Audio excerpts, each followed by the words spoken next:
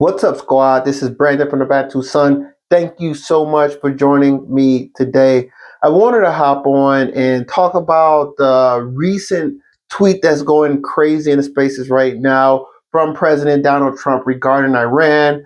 The tweet goes like this: Iranian patriots, keep protesting. Take over your institutions.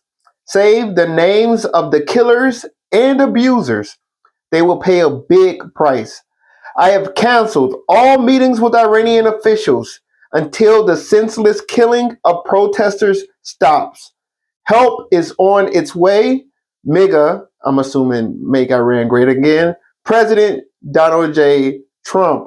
So I think that's on his platform. I think it's True Social. I'm not sure.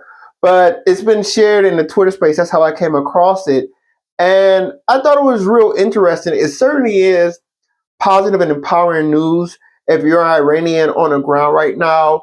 For all that don't know, Iran basically shut down all outside communications. They did this prior, but protesters were able to communicate with the outside world through external systems such as Starlink, was operated and owned by Elon Musk. And then Iran supposedly was able to jam that and shut that down as well. When the lights went out, communication shut down over the next day or two. It is presumed there was a significant amount of deaths, killings.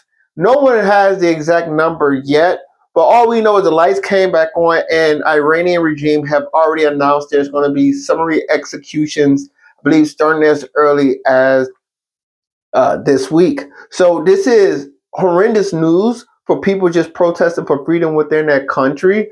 But it really puts the ball in the court of President Trump, because this is going to be interesting where he goes next.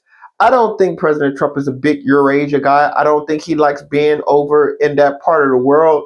But obviously, I think he was compelled or moved what was going on in Iran as well. He's got a lot more insider knowledge than me, so I'm sure he's heard some of those body count numbers that came out of Iran, and that must have really made him have a change of heart.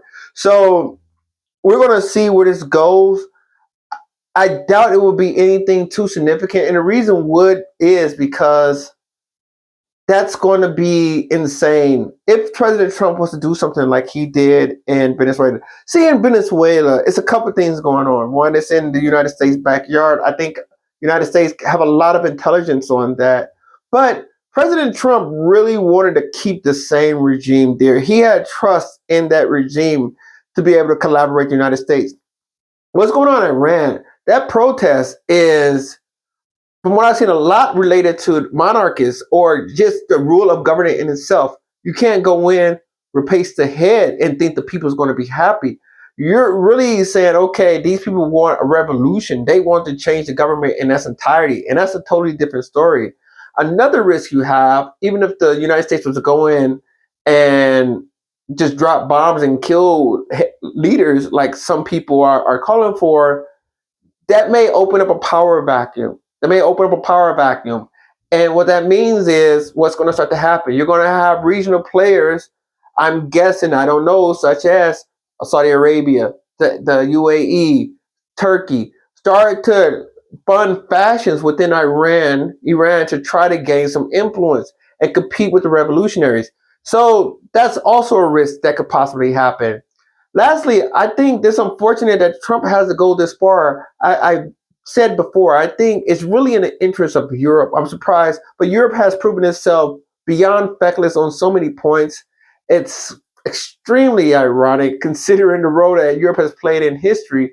But Europe has not really done anything, and I have my reasons or beliefs on why that's the case. But this would have been a great opportunity, because whoever helps these revolutionaries come to power, if this is the United States, that's a complete game changer. I always say it's two countries that I think are instant game changers if they ever got their act together. One was Mozambique, long story there. The other one was Iran. It's so much capacity for them to grow and to be empowered on it. They're a complete game changer if they ever got their head on right in that country and start moving in the right direction. But it's really going to be interesting where President Trump wants to take this next, because I think he's kind of limited in his options. It's going to be an all or nothing situation. You can't go in there, remove an Ayatollah, and then walk away. You're really going to have to be committed. And if he does bring that revolution to fruition, because I think the biggest problem right now is the Iranians don't have a leader right now that can basically coalesce their interests, garner support. They have the prince, but I just think the prince leaves a lot to be desired at this stage of the game. So, I mean, the son of the Shah. So, it's really no real leadership, no firebrand to inspire the people and garner support internationally to gain that confidence in their regime to overthrow the clerics that currently rule in Iran. So, it's going to be really interesting. President Trump came out full hearted, and I think we all learned that hey, he does exactly what he said he was going to do, or at least makes attempts to do such. So it's going to be interesting to see how this plays out. Love to hear your thoughts. Comment below, like, share, subscribe if you enjoy the content. Until next time, take care. Bantu up.